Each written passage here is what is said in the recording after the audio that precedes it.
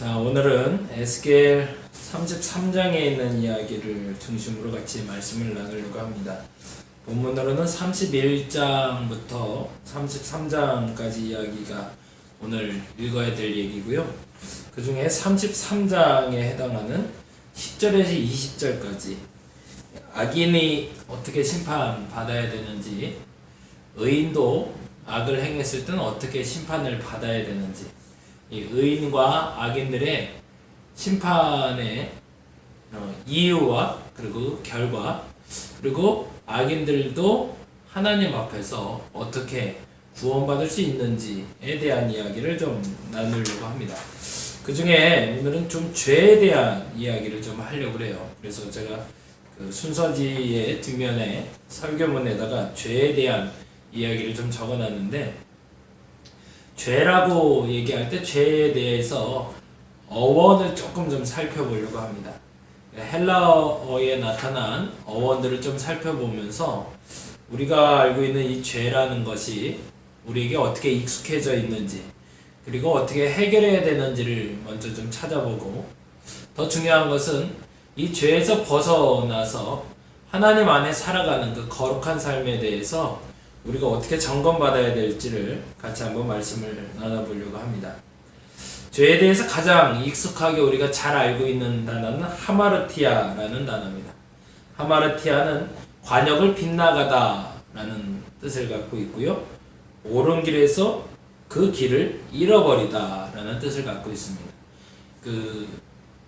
양궁을 우리가 잘 봐서 알고 있지만, 양궁에 그 관역에 10점짜리, 9점짜리, 8점짜리 이렇게 표적을 그려놓고 활을 쏴서 그 관역에 맞추게 되는데, 이 관역에 8점짜리를 맞던 7점을 맞던 3점을 맞던 맞기만 하면 그래도 점수가 올라가는 것처럼, 우리의 신앙생활에 이 죄의 영역이 아니라 하나님 앞에 또 다른 영역이 있음을 저와 여러분이 알 수 있기를 간절히 바랍니다. 제가 지금 무슨 얘기를 하고 있는지 아시겠죠? 죄라는 것이 있고 실수가 있을 수 있다는 거예요. 이 부분에 대해서 조금 설명을 드리려고. 사실은 지난주에 얘기하다가 이 부분을 잘 설명하지 못한 부분이 어떤 분하고 대화 가운데 있었기 때문에 조금 좀 점검받고 그리고 마무리하려고 합니다. 우리의 삶 속엔 죄가 있고 실수가 있어요. 그러니까 하나님이 원하는 정답이 있고요. 그 정답에서 비껴난 정답이 있습니다. 그걸 우리는 실수라고 얘기합니다.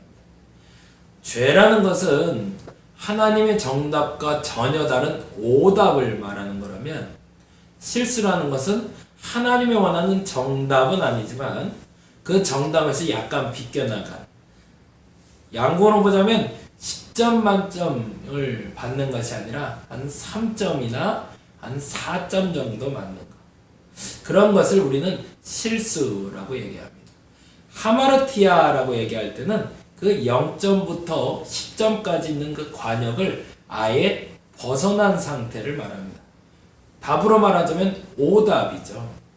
죄에 대한 첫 번째는 하나님의 만들어 놓은 그 관역판에 정답을 맞추지 못할 때 그것을 우리는 죄라고 얘기합니다. 다시 한번 정리할게요. 굉장히 중요한 질문이라 그래요. 죄에 대해서 정리할 때 두 가지로 정리할 수 있다는 거죠. 하마르티아는 관역을 빗나가다 라는 뜻입니다. 관역에 10점 만점에서 5점이나 3점을 맞힐 수도 있습니다. 그것은 죄는 아닙니다. 비껴나간 실수죠.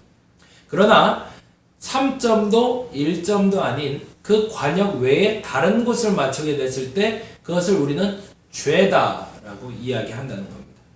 머릿속에 넣어놓고 갈게요. 두 번째는 파라바시스라는 단어가 있습니다.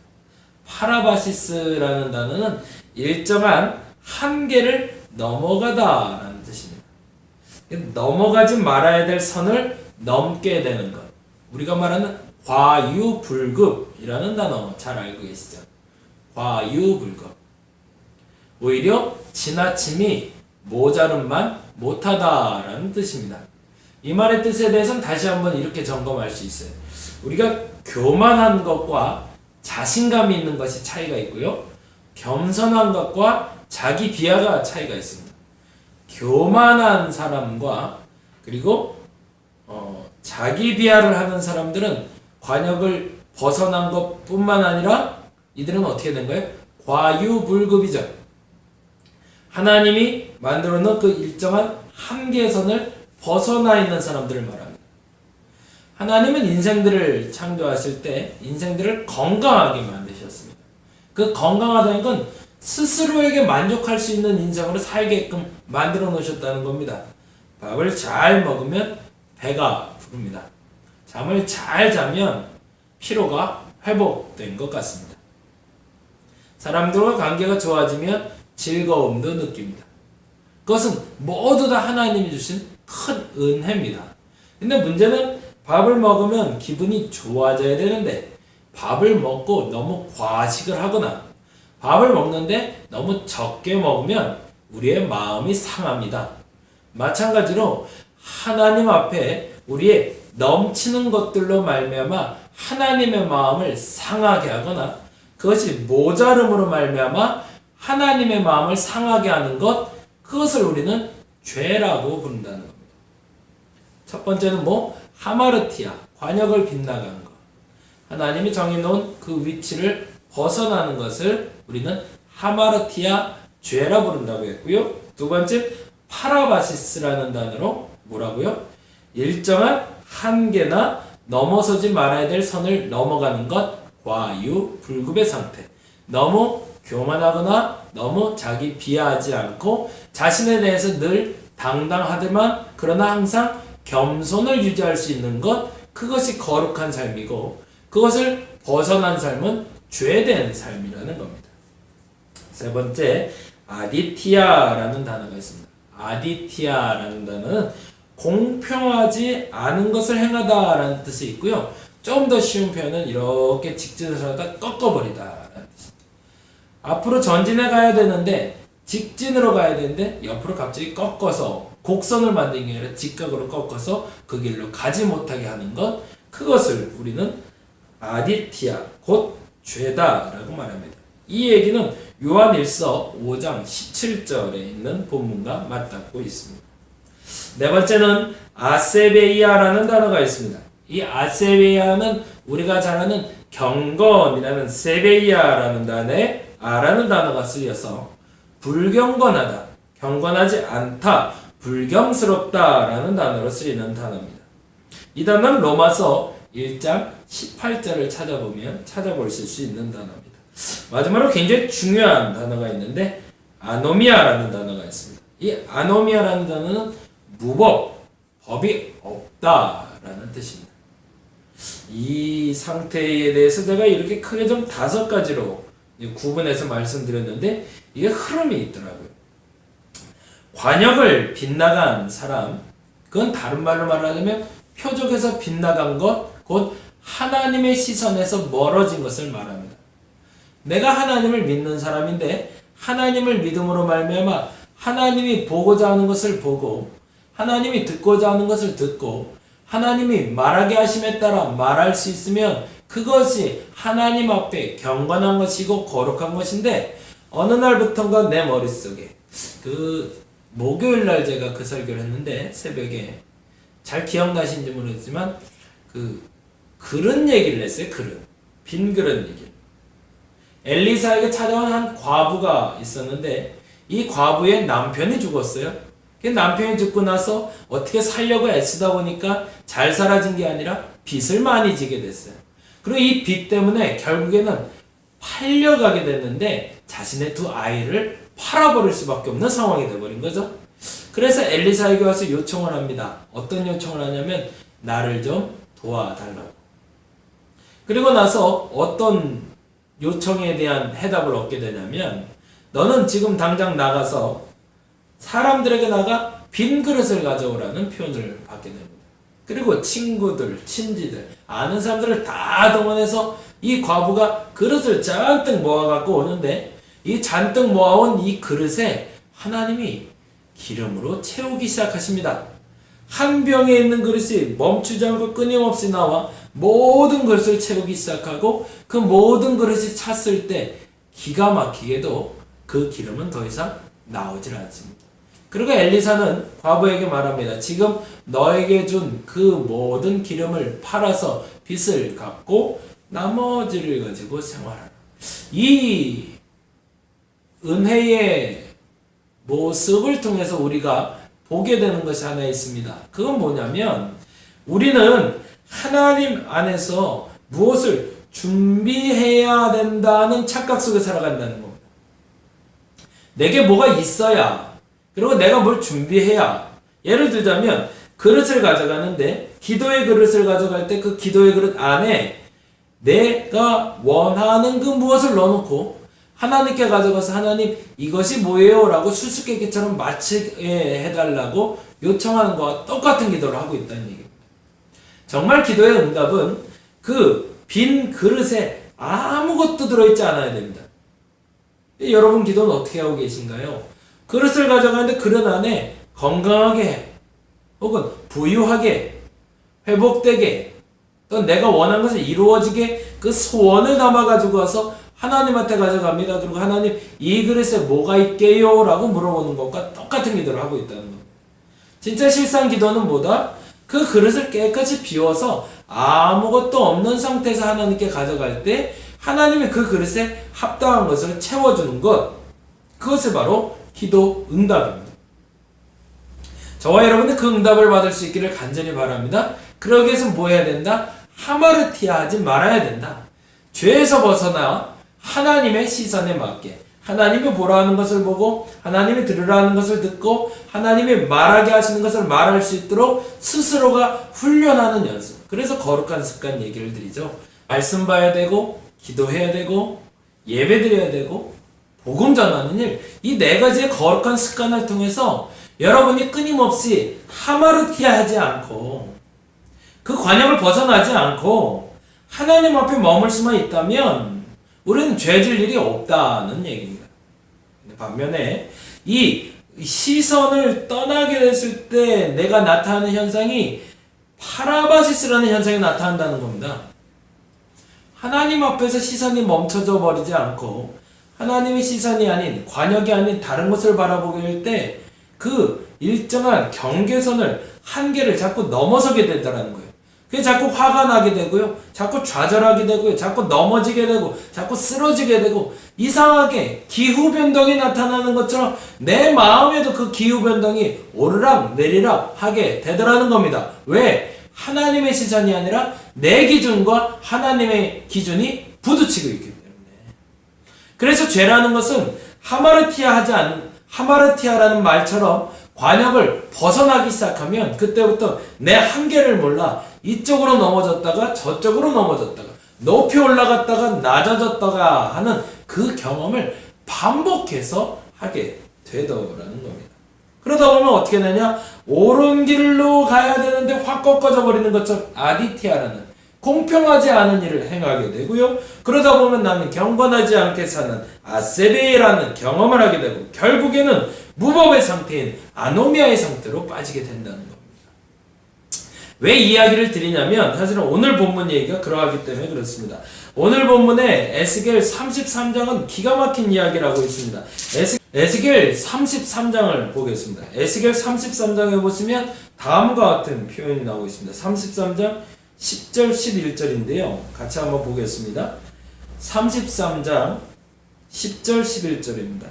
그런즉 인자야 너는 이스라엘 족속에게 이르기를 너희가 말하여 이르되 우리가 허물과 죄가 이미 우리에게 있어 우리로 그 가운데 쇠퇴하게 하니 어찌 능히 살리려 하거니와 너는 그들에게 말하라 주 여호와의 말씀이라 나의 삶을 두고 맹세하노니 나는 뭐라고 되어 있죠? 악인이 죽는 것을 기뻐하지 아니하고 악인이 그의 길을 돌이켜 떠나 사는 것을 기뻐하노라. 이스라엘 족속아 돌이키고 돌이키라. 너희 악한 길에서 떠나라. 어찌 죽고자 하느냐 하셨다 하라 라고 되어 있습니다. 여기서 하나님의 진심이 보이는데 하나님의 진심은 의인들로 말미암아 살게 하고 악인들은 심판하겠다라는 것이 아니라 이 악인들로 말미암아 하나님께 회개하고 돌아와 하나님의 기쁨의 자녀가 되기를 원하신다는 겁니다. 근데 지금 말하는 이 33장의 시작점에 아주 중요한 단어가 나오는데 그게 뭐냐면 이스라엘 백성들을 향한 에스겔을 파수꾼으로 삼으셨다는 얘기입니다. 이 말이 굉장히 중요해요. 뭐냐면 이스라엘을 향한 파수꾼으로 에스겔을 삼으셨다는 말은 지금 믿지 않는 사람들이 아니라 이스라엘 사람들이 아닌 다른 사람들의 파수꾼이 아니라 믿는 사람들의 파수꾼으로 에스겔을 만들어 놓으셨다는 거예요. 그건 무슨 말이냐면 지금 이 악인과 의인의 범주도 악인과 의인은 믿지 않는 사람들을 다 포함하는 의미의 악인과 의인이 아니라 하나님 앞에서 의롭게 사는 사람과 하나님 안에서 악하게 변해가고 있는 사람을 말하고 있다는 얘기입니다. 여기 안에 있는 사람을 말하는 거예요. 교회 안에서 하나님을 알고 하나님을 믿고 살다가 하마르티아 하는 사람 얘기라는 겁니다. 새롭게 예수를 믿게 된 사람들, 지금까지 예수를 믿었던 사람들, 그들이 대상이라는 겁니다. 아예 교회라는 교자도 모르고 신앙의 신자도 모르는 사람들 얘기가 아니라 하나님을 알고 있대. 그러나 하나님을 알고 있으네 하마르티아 하는 사람들, 그 관역을 벗어난 사람들, 하나님의 시선을 벗어난 그 위기에 있는 사람들을 건져내는 것, 그것이 바로 에스겔이 파수꾼 되는 역할이라는 겁니다. 그게 제 역할이겠죠. 그리고 앞으로 저와 여러분의 역할이 될 겁니다. 우리 달인목회가 하는 역할이 그 역할을 할 겁니다. 파수꾼을 할 겁니다. 무슨 얘기냐면 교회 안에 들어왔으나 교회 안에서 그 악의 자리로 비껴 들어가서 잘못된 의인의 길로 가지 못하는 사람들에게 지침돌이 될 수 있는 사람들이 저와 여러분이 되어주시길 바랍니다.